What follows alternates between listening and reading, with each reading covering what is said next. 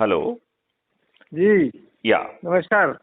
नमस्कार गोविंद भूतरा जी, आपके जेहन में कुछ प्रश्न आ रहा था, आप पूछिए। मैं जी कोशिश करूंगा कि उसका एक समग्र जवाब आपको दूं। जी जी मुझे आपने क्राइम फ्री भारत का जो ऊर्जा समूह के बारे में गाइडेंस दिया था, मुझे बहुत अच्छा विचार लगा। अब इस विचार को जमीनी स्तर पर कैसे ऊर्जा केंद्र स्थापित करें, कैसे मैं उस मूवमेंट में अपने आप को एक्टिव, ताकि मैं इस दिशा में समग्र प्रयास का मैं भी एक हिस्सा बन सकूं। नहीं, भूतरा जी, बहुत बहुत धन्यवाद आपके इन सद्विचारों को।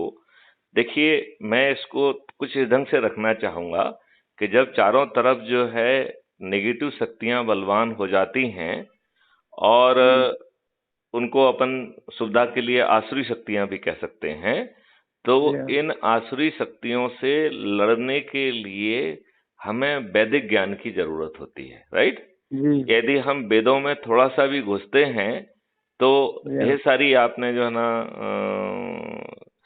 मैथोलॉजिकल स्टोरीज सुनी होंगी, बहुत सारी चीजों में आपने ये बात पाया होगा कि जब भी आसुरी शक्ति बलवती हुई हैं, बलवान हुई हैं, उनका बोलबाला बढ़ा है, तो उनसे निपटने के लिए तपस्या करना पड़ती थी।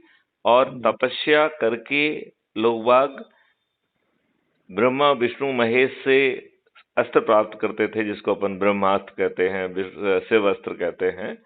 और जी देवी देवताओं से वरदान प्राप्त करके फिर लोगों ने इन अस्त्र शस्त्र और वरदानों से सुसज्जित होके फिर आसुरी शक्तियों को पराजित किया, राइट। जी तो बिल्कुल।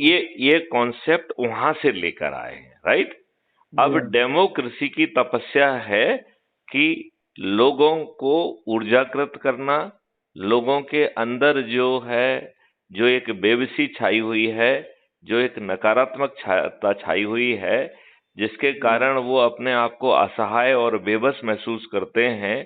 और जो जी चारों तरफ का सिस्टम है, जो उन्हें नॉन कोऑपरेटिव भी लगता है, कई बार वो जो है उनका दमन भी करता है, उनके ऊपर अत्याचार भी करता है, उनको शोषित भी करता है, राइट। जी जी तो यदि इन भावनाओं को कुछ समय के लिए हम यदि उनको नेगेट कर दें, उन नेगेटिविटी को हटा दें और जी मन के अंदर ये विचार करें कि हाँ, अब हम जो है ऊर्जाकृत हो गए हैं और संकल्पित होके अपने से जुड़े लोगों को ऊर्जाकृत करेंगे और जी सामूहिक ऊर्जा शक्ति से हम इन आसुरी शक्तियों से बलपूर्वक अनुनय विनय और प्रार्थना कर पाएंगे।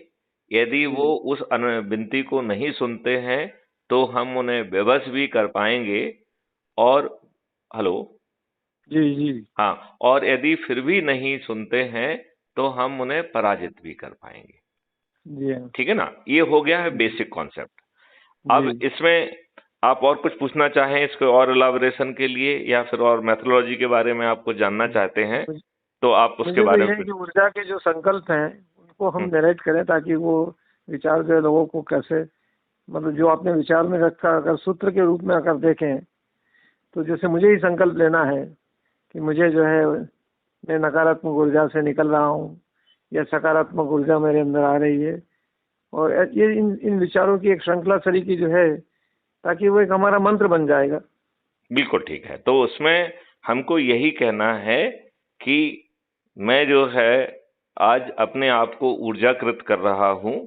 मैं संकल्प लेता हूं कि अपने अंदर के जो नेगेटिव विचार हैं, जो चारों तरफ नकारात्मकता फैली है, उससे उत्पन्न होने वाली बेबसी को हम अपने ऊपर हावी नहीं होने देंगे।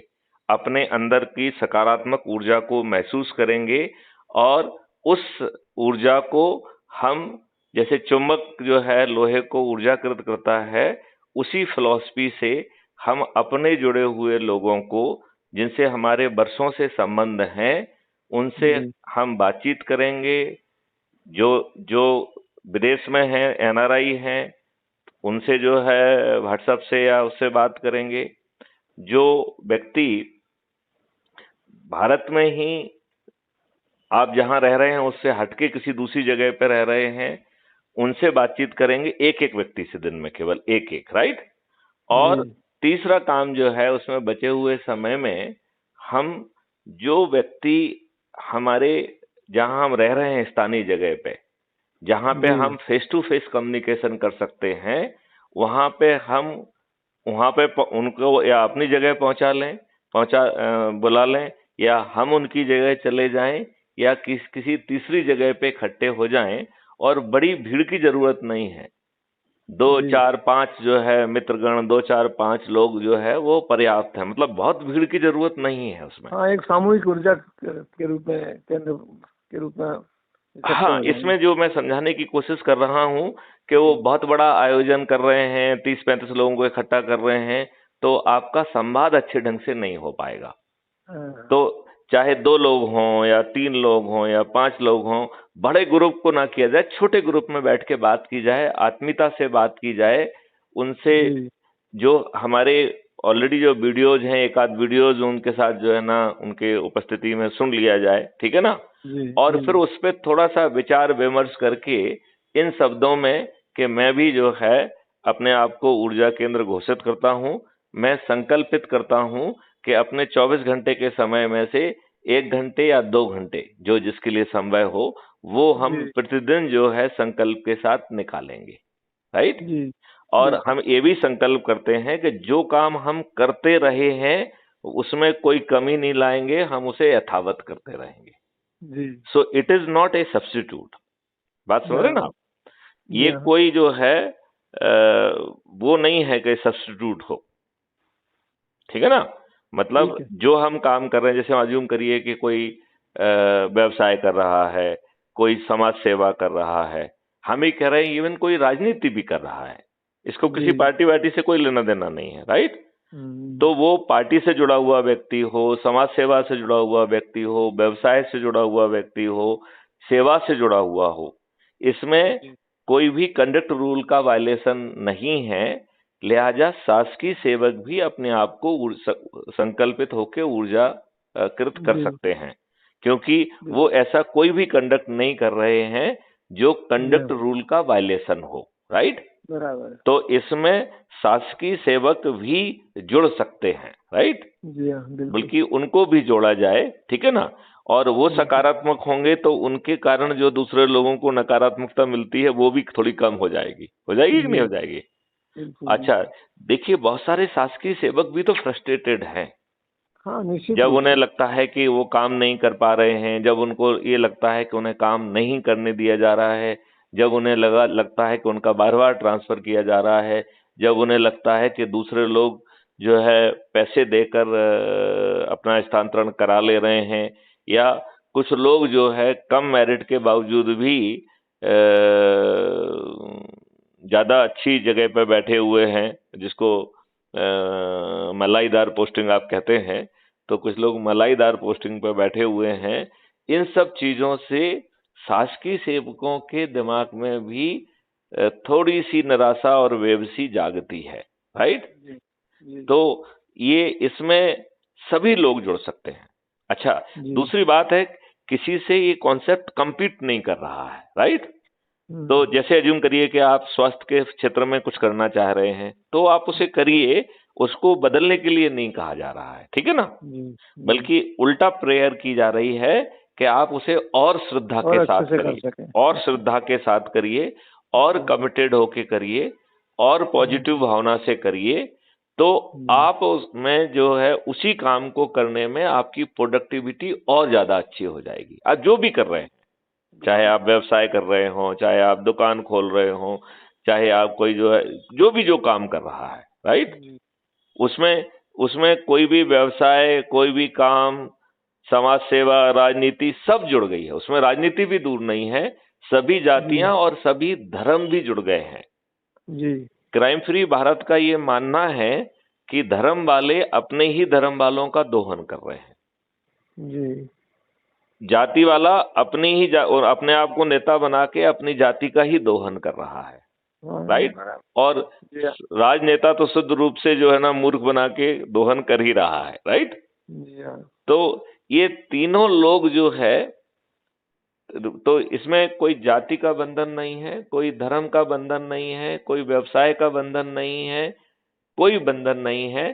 सब लोगों को ऊर्जाकृत करना है, और फाइनली ऐसा सिस्टम इस्टेब्लिश करना है जिसके माध्यम से एक अच्छी सकारात्मक व्यवस्था स्थापित हो। क्योंकि क्राइम फ्री भारत का अब ये भी मानना है कि जो व्यवस्था स्थापित की गई वो दोषपूर्ण है। वो व्यवस्था अंग्रेजों ने अपने साम्राज्य को चलाने के लिए, गुलामों को शासन करने के लिए, उनको अपमानित करने के लिए, उनको शोषित करने के लिए बनाई थी। राइट? जी जी अच्छा, ये तो हो गया नियम कानून के बारे में, और यही बात है व्यवस्था के बारे में, जिसमें जी आपकी ब्यूरोक्रेसी भी आ जाती है, पुलिस भी आ जाती है, जुडिशरी भी आ जाती है। जी तो ये व्यवस्था भी उन्होंने, इस व्यवस्था को लॉर्ड बनाया था, और भारतीय गुलाम थे तो गुलामों के ऊपर शासन करने की ये व्यवस्था थी। जी चूंकि जो है कांग्रेस को ऐसा लगा, नेहरू को ऐसा लगा कि ये तो बहुत अच्छी चीज है, इसको यदि ऐसा ही रखेंगे तो ये हमारे जो है ना शासन को, हमारे साम्राज्य को, हमारी पॉलिटिकल पार्टी को लंबे समय तक जो है शासन करने में मदद करेगा।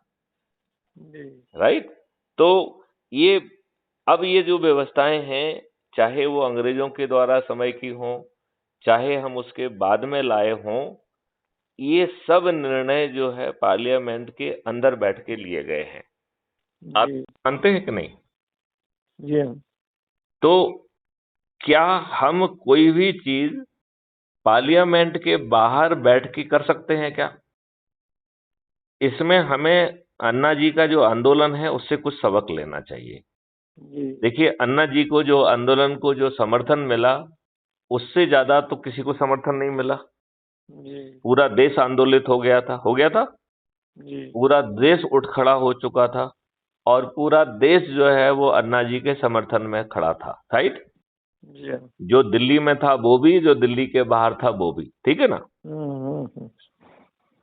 इसके बावजूद भी लोकपाल एक्ट बन भी गया। लोकपाल लोकपाल महोदय 2019 में पदस्थापना भी उनकी हो गई है, लेकिन इस व्यवस्था ने जमीन पर कोई परिवर्तन नहीं ला पाया है। जी क्योंकि जो कानून बनाने वालों की मंशा जो है, वो ऐसा कानून बनाते हैं कि उसमें इतने छेद होते हैं कि जिस मंशा से जो वो कानून बनाया जाता है, और जिस तरीके के लोगों को उस कानून के पालन करने के लिए, उस कानून को जो है ना एग्जीक्यूट करने के लिए पोस्ट किया जाता है, वो जो है उसको एग्जीक्यूट करने की सोच और सामर्थ्य दोनों ही नहीं रखते हैं। जी ठीक है ना? तो जी इसका मतलब ये है कि यदि हम बाहर आंदोलन या कोई भी चीज करते हैं, इसलिए क्राइम फ्री भारत कह रहा है कि ना हम चक्का जाम करेंगे, ना हम रेल रोको करेंगे, ना हम कोई धरना निकालेंगे, ना हम कोई जुलूस निकालेंगे, ना हम दिल्ली जाने के लिए कहेंगे, क्योंकि इसमें जो है एनर्जी भी लगती है, संसाधन भी लगते हैं, और जब जो है सत्ता पक्ष के लोगों को ये बात पसंद नहीं आती है, तो वो अपने ही गुंडे बदमाशों को भेजकर, इस बात की पूर्ण संभावना रहती है कि वो खुद उपद्रव करा दें आपके ऊपर, जो है ना, इसके बाद लाठी चार्ज करा दें, गोली चला दें, और आपके विरुद्ध ही उल्टे मुकदमे कायम करा दें। ये बात आप मानते हैं कि नहीं मानते हैं? जी बिल्कुल बिल्कुल इसी समय तो से चल रहा हमारी सोच और पद्धति ऐसी होना चाहिए कि सांप भी मर जाए और लाठी भी ना टूटे। राइट? है। जी इसलिए बहुत सोच समझ के ये सब चीजें बनाई गई हैं, और संभवतः उसकी जरूरत भी नहीं है। अल्टीमेटली जो ये शासन में स्थापित लोग हुए हैं, ये हमारे वोट से ही हुए हैं। राइट? जी और इन लोगों ने संविधान की व्यवस्था के तहत आरोहित तो हो गए हैं, लेकिन संविधान की उसी व्यवस्था में जो रिस्पॉन्सिबिलिटी और जो इनसे अपेक्षाएं की गई हैं, उन अपेक्षाओं पे ये खरे नहीं उतर रहे हैं। और उस संविधान में प्रावधान होने के बावजूद भी कि यदि कॉन्स्टिट्यूशन की मशीनरी फेल हो जाए और यदि वो ठीक ढंग से ना चले, तो आप ऐसी जो है सरकार को डिसमिस कर सकते हैं। ये प्रावधान आर्टिकल 356 में है। राइट? लेकिन कहते हैं चोर चोर मौसेरे भाई, तो ये बिल्कुल नहीं चाहेंगे कि जो है पब्लिक को इसके बारे में मालूम पड़े और पब्लिक जो है ये मांग करे कि सरकार को डिसमिस किया जाए, क्योंकि ये व्यवस्था संविधान की के अनुरूप नहीं चल रही है। और उस संविधान में गवर्नर के पद को जो है जो क्रिएट किया गया है, उसके पीछे फीलिंग ही यही है कि वो जो है सरकार की गतिविधियों पर केंद्र के एजेंट के बतौर जो है नजर रखेगा और इस बात का ध्यान देगा कि संविधान में जो जिम्मेवारी राज्य सरकारों को दी गई है वो उन्हें पूरा कर रही है कि नहीं कर रही है।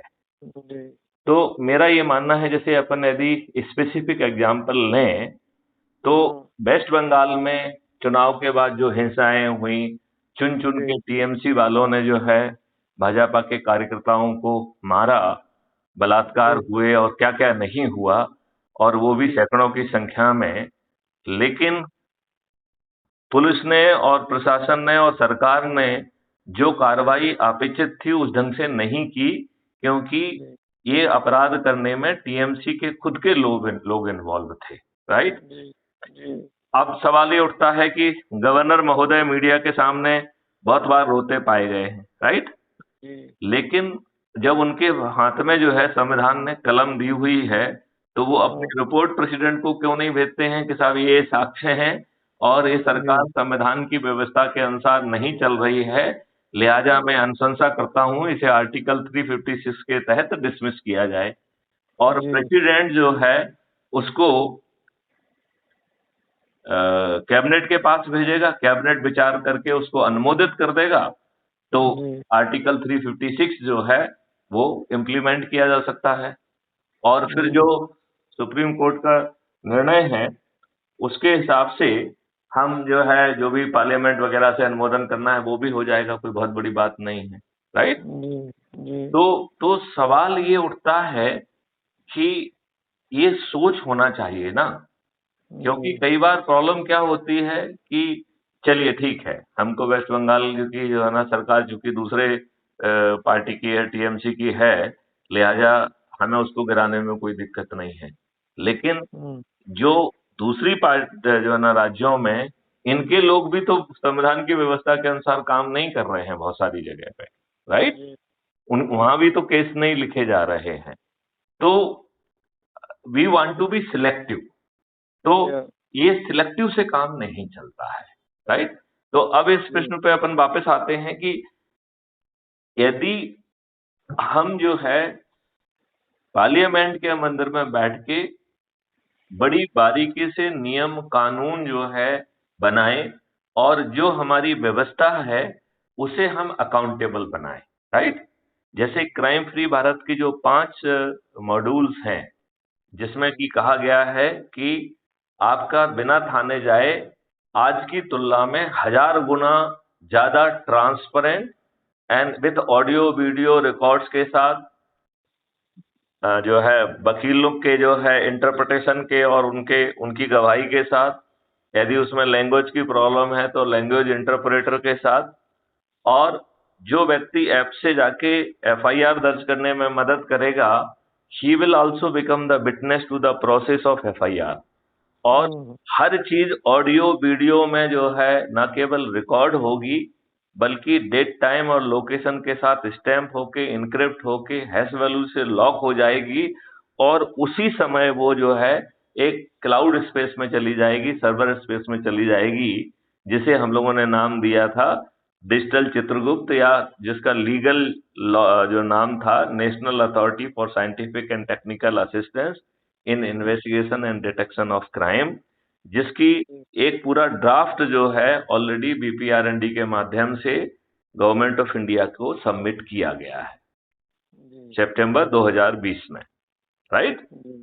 तो इसमें जो कहने का मतलब ये है कि हमें इस तरीके की समग्र व्यवस्था पैदा करना होगी, ठीक है ना, जिसमें एफआईआर भी दर्ज हो, गलत एफआईआर दर्ज होने पर गलत एफआईआर दर्ज कराने वाले के विरुद्ध कार्रवाई हो, क्राइम फ्री भारत का जो डिजिटल इंजन है वो पुलिस वाले की इतनी मदद करे कि वो 15 दिन में अकाट साक्ष्य जहां भी बैठे हुए हों उनको कलेक्ट होके चालान पेश हो जाना चाहिए और फिर बिना कोर्ट जाए डिस्ट्रीब्यूटेड ट्रायल सिस्टम के माध्यम से एडिशनल एडॉक और स्पेशल जज का जो है स्थापना जो के लिए ऑलरेडी कानून में आज प्रावधान है, जो सेक्शन 13, सेक्शन 18 और सेक्शन 21 है, ये तीनों प्रावधान जो है स्पेशल जजेस और मजिस्ट्रेट के लिए हैं। इनको जरूरत हो तो हम और भी क्लैरिफाई करके अच्छा कर सकते हैं और ढेर सारे जो है जजेस को इस व्यवस्था के तहत जो है नॉमिनेट करके स्पेशल ट्रेनिंग देके और distributed video based trial system, जिसमें ना जज जो है ना कोर्ट में जाएगा, ना उसका पीए कोर्ट में जाएगा, ना जो है डिफेंस लॉयर कोर्ट में जाएगा, ना प्रोसिक्यूशन लॉयर कोर्ट में जाएगा, और ना ही जो है कहना चाहिए कि जो अपराधी है उसको भी नहीं जाना होगा, ना विटनेस को जाना होगा, राइट। सभी लोग जहां जो है, यदि मान लो वो जेल में है तो जेल से जुड़ जाएगा, यदि वो जमानत हो गई है तो जहां है वहां से जुड़ेगा, और ये गवाही संभव हो पाएगी और 1 महीने के अंदर सर्टेनिटी के साथ सजा होगी, राइट। फिर हम इस बारे में जो ना क्राइम फ्री भारत का मानना है कि थोड़ा सा संशोधन करके हर सजा के 2 कंपोनेंट कर दिए जाएं। एक सजा का कंपोनेंट है जो इम्प्रिजनमेंट का है, राइट। उसमें मुझे कम रुचि है, उससे ज्यादा हमें रुचि है जो फाइनेंशियल कंपोनेंट है, राइट। और फाइनेंशियल कंपोनेंट जो फाइन कहते हैं, उस फाइन में जो है हम सबको लिबरली रेवेन्यू स्ट्रीम देंगे, और हम तो कह रहे हैं इवन फरियादी को भी रेवेन्यू स्ट्रीम देने में कोई बुराई नहीं है, क्योंकि अपराध तो स्टेट के खिलाफ है। तो यदि फरियादी जो विक्टिम है वो जो है रिपोर्ट करने जा रहा है, तो एक अच्छी व्यवस्था स्थापित करने में वो मदद कर रहा है। क्यों? यदि वो गलत रिपोर्ट करता है तो उसे अपन जेल भेज ही रहे हैं। तो चाहे वो गवाह हो, चाहे वो लैंग्वेज इंटरप्रेटर हो, चाहे वो वकील हो, चाहे कोर्ट में जो है गवाही देने वाली बात हो, सबको एक लिबरल रेवेन्यू स्ट्रीम दिया जाए। और इसके पीछे मेरा बहुत बड़ा मकसद है कि इससे जो है बहुत सारे लोग चुनाव जो इसको न्याय व्यवस्था में बहुत कंस्ट्रक्टिवली कंट्रीब्यूट कर पाएंगे। नंबर 1, एक तो उन्हें कोर्ट कचहरी के चक्कर नहीं लगाना है। नंबर 2, उनका समय बर्बाद नहीं होगा। तीसरा, उनको रेवेन्यू स्ट्रीम मिलेगी, और यदि वो रेवेन्यू स्ट्रीम इतनी ज्यादा होगी कि वो जो है the sum total of revenue stream may be more than what they can earn from A salary, right. अब इसका सम टोटल अपन ने कर दिया, जो जिसको जो भी बांटा, इंक्लूडिंग जजेस को, वकील को, सबको, राइट। तो उनको हम ज्यादा दे रहे हैं, 2-2 हजार रुपए, 5-5 हजार रुपए पर, ये उसके इस तरीके के बांटेंगे, राइट। और कोशिश करना ये है कि ये अमाउंट बड़ा हो जाए, राइट। और इस बड़े अमाउंट पे मैं फिर 2 का गुणा करेंगे और उतना फाइन होगा। तो जो अपराधी है वो फाइनेंशियल लोड के कारण अपराध करने की उसकी क्षमता और कम हो जाएगी। एक रूल कंप्लायंट सोसाइटी पैदा करने में मदद मिलेगी, और चूंकि हम उसमें 2 से गुणा कर रहे हैं, तो वो जो एक्स्ट्रा 50% पैसा जनरेट होगा वो डेवलपमेंट और बाकी चीजों के लिए अवेलेबल होगा। तो ऐसा मेरा आकलन है कि उससे इतना पैसा जनरेट होगा कि आज जो सरकार टोटल रेवेन्यू कलेक्ट कर पा रही है उससे 4 से 10 गुना ज्यादा रेवेन्यू होगा वो, राइट। तो इस चीज को हम चलिए बाद में दूसरे उस वीडियो में जो दूसरे जो है ना बातचीत में समझा देंगे। अपन लौट के मूल विषय पे आते हैं।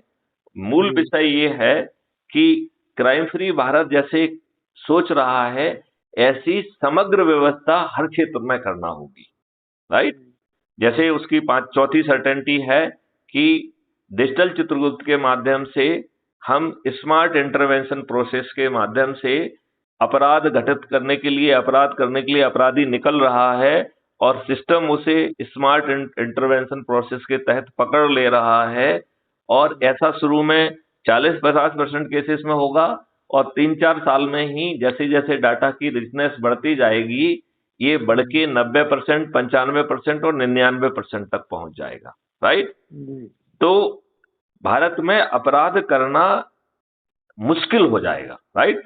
जी। मतलब मैं ये नहीं कहूंगा कि जीरो हो जाएगा, लेकिन ये मुश्किल हो जाएगा, और जहां अपराध होगा उसका तत्काल संज्ञान होगा, वो भी बिना थाने जाए, 15 दिन में उसकी विवेचना पूर्ण हो जाएगी, और 1 महीने में उसमें न्याय भी हो जाएगा।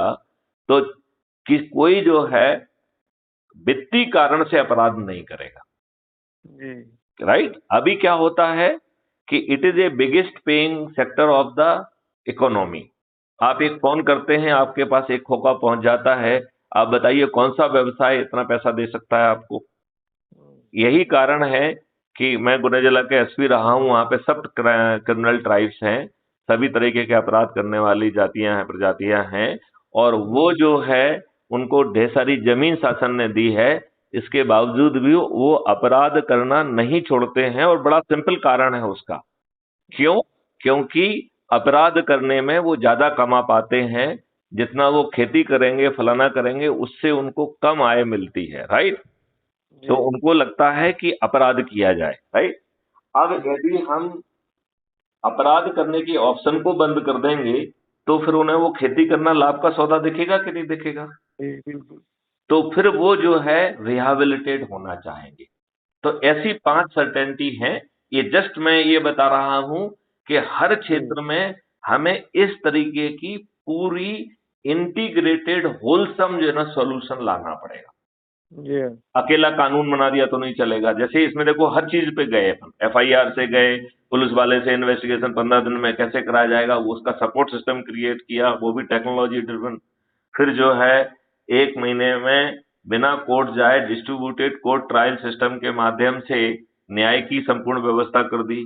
फिर कहा कि हम आपको अपराध करने के पहले ही पकड़ लेंगे, और जहां प्रिपरेशन ऑफेंस होगी उसमें प्रिपरेशन के लिए उसको वो करेंगे, और जहां पर अटेम्प्ट जुर्म होगा वहां अटेम्प्ट के लिए उसके विरुद्ध अपराध भी पंजीयन होगा, उसे जेल भी भेजा जाएगा।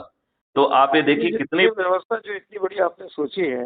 मैं ये सोचता हूँ ये तो एडवांस टेक्नोलॉजी वाले जो देश हैं उनमें कहीं भी कुछ इनिशिएट हुई क्या? ये आइसोलेटेड तरीके से बहुत सारी जगह हो रही है, और इसमें 2 देश बहुत आगे हैं, एक दुबई और दूसरा सिंगापुर। अच्छा। बाकी जगहों पे उनके पास में कंट्रोल भी सिस्टम बहुत अच्छा है उनका। हाँ, उनको भी बिना थाने जाए आपकी एफआईआर हो जाएगी, आपके ऑटोमेटेड जो है ना थाने हैं वहां चले जाइए, आपकी एफआईआर होगी, हर चीज रिकॉर्डेड होगी, लगभग इसी लाइन पे है वो। हमने इसे थोड़ा सा भारतीय तरीके से उसको थोड़ा सा और कस्टमाइज किया है। जैसे लैंग्वेज के बैरियर्स के बारे में सोचा गया है, और भी बातें में सोची गई हैं। यहाँ गरीब के बारे में सोचा गया है कि कोई ऐप लेके पहुंच जाएगा, वहां थाने पे पहुंच रहा। राइट? तो वो चीजें भी अपन कर सकते हैं, और ये कोई बहुत वो बात नहीं है कि जब इंसान ठीक ढंग से सुनने के लिए तैयार नहीं है, तो हम ऑटोमेटेड थाना क्यों ना बना दें। आपने बटन दबाया, ये हो गया कि हमें डिजिटली इक्विप्ड होना पड़ेगा पूरे देश के जो लोगों को, तब तो वो डिजिटल इक्विप्ड होने में कोई दिक्कत ही नहीं है। क्यों? क्योंकि जो आप खर्च कर रहे हैं वो तो अपराधी से आप वसूल कर रहे हैं। राइट? तो नहीं, पर इनको जो जनता है, जो भी पॉवर्टी लाइन की बिलो या इस टाइप की सारी व्यवस्था बनी हुई है, तो लिटरेसी वगैरह की, उनके लिए तो और भी अच्छा है ना। क्राइम फ्री भारत का वॉलंटियर अपने ऐप के साथ पहुंच जाएगा, उनकी एफआईआर दर्ज कर देगा। अच्छा। उसमें कोई अभी 5 पैसे की जरूरत नहीं है आपको। जब आप कंफर्टेबल फील करें तो थाने जो है ना ऑटोमेटेड कर लीजिए। उसमें अभी तो जो है ना ऐप के माध्यम से ही काम चलाइए ना। ऐप जो है एफआईआर का ऐप ऑलरेडी डिजाइन किया हुआ था स्मार्ट इंडिया हैकाथॉन के तहत, हमने ही उसको डिजाइन कराया है। राइट? 12 जो है स्मार्ट इंडिया हैकाथॉन के स्टेटमेंट मेरे सुपरविजन में as a DG police reform जो है वो बनाए गए हैं, जो इंटीग्रेटेड होना के लिए पेंडिंग पड़े हुए हैं। राइट? तो ये इस तरीके की व्यवस्था जमीन पे आ सकती है, बशर्ते सिर्फ सोच की जरूरत है। इसलिए हम बहुत ज्यादा जो है आदित्यनाथ योगी की तरफ बड़ी आशा बड़ी नजर से देख रहे हैं। तो वो व्यक्ति मुझे एक ऐसा दिखाई देता है जो इस तरीके की व्यवस्था उसके पास डिटर्मिनेशन है, हाँ दृढ़ता के साथ जमीन करने पे की ला इच्छा सकते। शक्ति बहुत। जी देखो जैसे उन्होंने लाउड स्पीकर के बारे में किया है, मैं माननीय आदित्यनाथ योगी जी को सलाह देना चाहूंगा कि इसमें एक नियम और बना दें। वो हम ये कह रहे हैं कि मंदिर और मस्जिद के परिसर में जो लोग आराधना नहीं कर रहे हैं और कोई दूसरा काम कर रहे हैं, कोई खाना बना रहा है, कोई कुछ कर रहा है, वो भी क्यों डिस्टर्ब हो, राइट। जी यदि हम लाउडर स्पीकर की के जो है ना इंस्ट्रूमेंट की जगह एक जो है ब्लूटूथ और उसका डिवाइस वाला जो है ना सिस्टम वहां लगाएं, जो सुनने की इच्छा रखता है वो अपना ईयरफोन लगाए और पूरे तन्मय धन से उसको सुने वो, ठीक है ना। इससे दूसरे व्यक्ति को कोई जो है दिक्कत नहीं होगी, नंबर 1। नंबर 2, जितने भी ये डिवाइसेस हैं इनका कंटेंट जो है वो क्लाउड स्पेस में अपने आप चला जाएगा, राइट। और उसके पीछे जो आर्टिफिशियल इंटेलिजेंस है वो ये भी ध्यान देगी कि आप तकरीर में किसी नियम का वायलेशन तो नहीं कर रहे, जी राइट। जैसे जो है यदि कोई जिहाद की बात करता है तो जिहाद क्या है, संविधान की व्यवस्था का उल्लंघन है। आपका आर्टिकल 25 कहता है कि हर व्यक्ति को अपनी फेथ और कॉन्सेंस के हिसाब से धर्म मानने की और धर्म को प्रोपोगेट करने की का अधिकार है, उसका ये फंडामेंटल राइट है, राइट। तो कोई धर्म जो है ना तलवार की नोक पे किसी को कैसे बाधित कर सकता है कि मेरा धर्म मान, नहीं तो जो है ना मैं तेरी हत्या कर दूंगा। तो ये उल्लंघन हुआ कि नहीं हुआ? बिल्कुल। तो मेरा इसमें मानना है कि इसमें एक्सप्लिसिट नियम क्यों ना बना दें कि जो जिहाद की बात करेगा, जिहाद की बात करना ही अपने आप में एक संज्ञेय जुर्म होगा, क्योंकि वो हमारे संविधान के फंडामेंटल राइट के विरुद्ध है, राइट। लिहाजा ऐसा नियम कानून बनाना पूरी तरह से संवैधानिक और आवश्यक भी है, राइट। उसको हम नॉन अवेलेबल कर दें, राइट, और साथ में पनिशमेंट उसके साथ बड़ा रखें 10 या 15 साल का। और जनरली जो ये सब काम करते हैं ये कहीं ना कहीं मूर्ख बना के लोगों से खुद बहुत सारा पैसा भी इकट्ठा करते हैं। तो कहीं ना कहीं धन प्राप्त करना भी एक बहुत बड़ा जो है ना उद्देश्य होता है। तो यदि हम जो है दंड के साथ साथ फाइन का भी प्रोविजन करें कि आपकी संपत्ति जब्त हो जाएगी और जब्त हो जाएगी, तो ये जाति के ठेकेदार, धर्म के ठेकेदार ऐसी गड़बड़ियां नहीं करेंगे। तो एक तरफ तो ये देखिए कि हम जो है भविष्य में होने वाली गड़बड़ियां, भविष्य में होने वाले दंगे, चाहे वो किसी भी धर्म से क्यों ना प्रभावित हों, वो जमीन पर नहीं आ पाएंगे, ठीक है ना। इस बात को आप समझ रहे हैं क्या? जी। अच्छा, दूसरी बात ये है कि जनरली जो ये लोग जुड़े हुए हैं ये कहीं ना कहीं इसके पीछे या तो पद लाभ या राजनीतिक लाभ या धन लाभ प्राप्त करते हैं, राइट। तो चूंकि उनकी संपत्ति जब्त होगी तो ये उनकी उस मंसूबे को भी ढेर करेगा, राइट।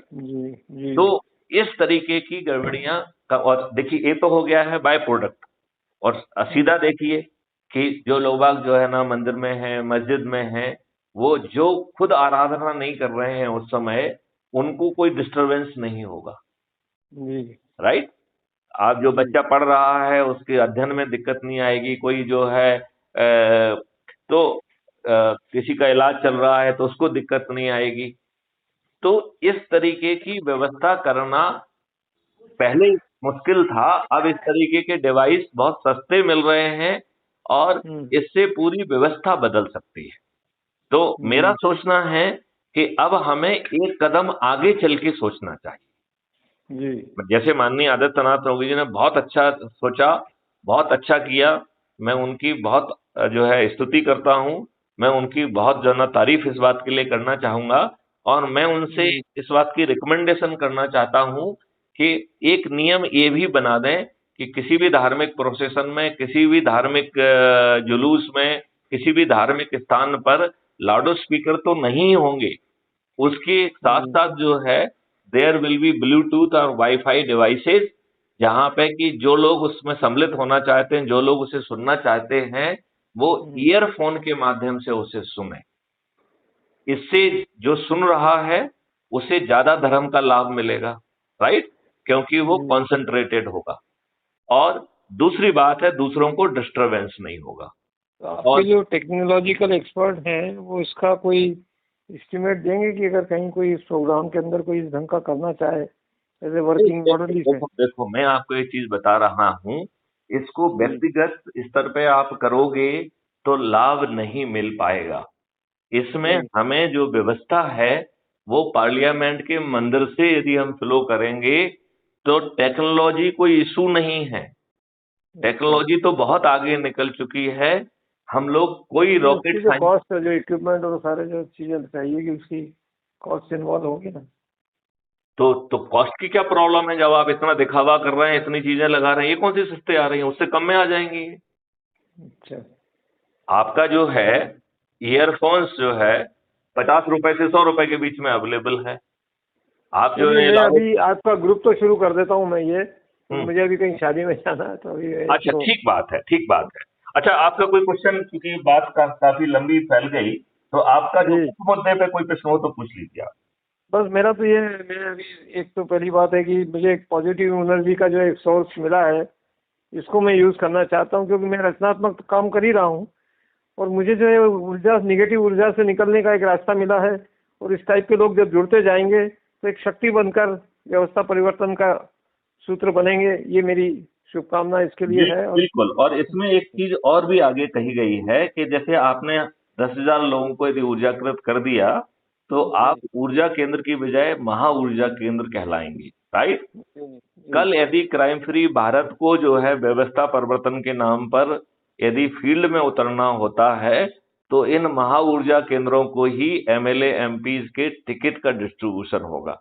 लिहाजा एक आगे चल के जिनकी सोच है और जो उसमें भी अपने को आगे बढ़ाना चाहते हैं सेवा में, तो वो इस ध्येय से भी और जो है समर्पण के साथ काम कर सकते हैं, ठीक है ना। और कोई प्रश्न आप पूछना चाहते हैं? नहीं, अभी फिलहाल तो ये आगे और कंटिन्यू करेंगे इसको, एक बार शुरू तो करें अच्छे से। बिल्कुल बिल्कुल बिल्कुल। मेरा केवल इसमें एक ही प्रार्थना है कि हमें सभी लोगों को जोड़ना है और जो जो काम कर रहा है उसके काम को नहीं बदलना है, राइट। उसका वो अपना जो काम कर रहा है उसी को करे, तन्मयता से करे, उतना ही समय दे। 1 या 2 घंटे का समय जो कुछ भी वो संकल्पित कर सकता है वो संकल्प के साथ जो है अपने से जुड़े लोगों को ऊर्जाकृत करने में लगाए। बस इतना ही करना है उसे। जी जी, ठीक है ना। धन्यवाद। ओके, जय हिंद, जय भारत, वंदे मातरम।